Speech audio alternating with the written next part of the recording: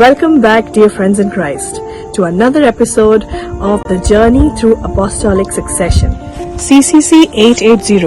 When Christ instituted the 12, He constituted them in the form of a college or permanent assembly, at the head of which He placed Peter, chosen from among them.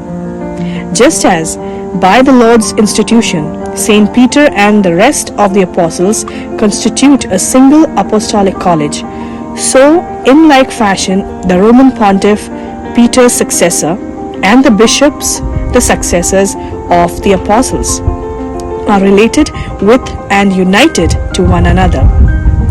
Today we hear about our 142nd Pope in Apostolic Succession, Pope Sergius IV.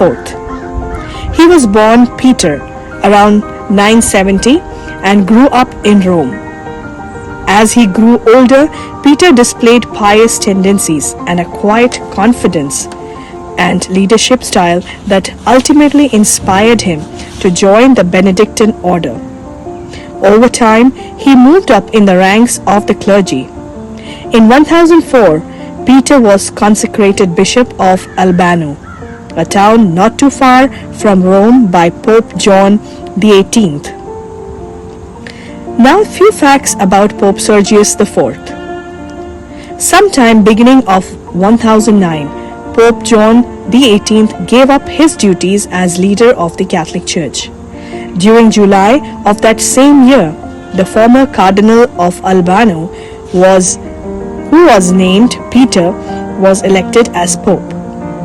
The new pontiff decided to adopt the name of Sergius out of respect for Saint Peter, the very first Pope.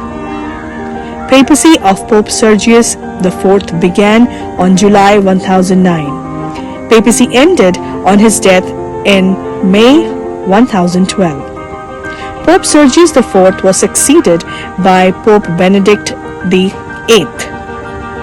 Papacy and contributions. While unable to have much temporal power, Pope Sergius was able to have some ecclesiastical power. He exempted several monasteries and churches from overbearing episcopal jurisdiction.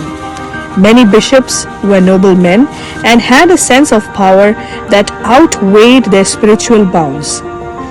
Pope Sergius tried to control that in a number of different places, making elections of abbots, visitation of prelates, and other local concerns within the purview of the individual monastery or the church.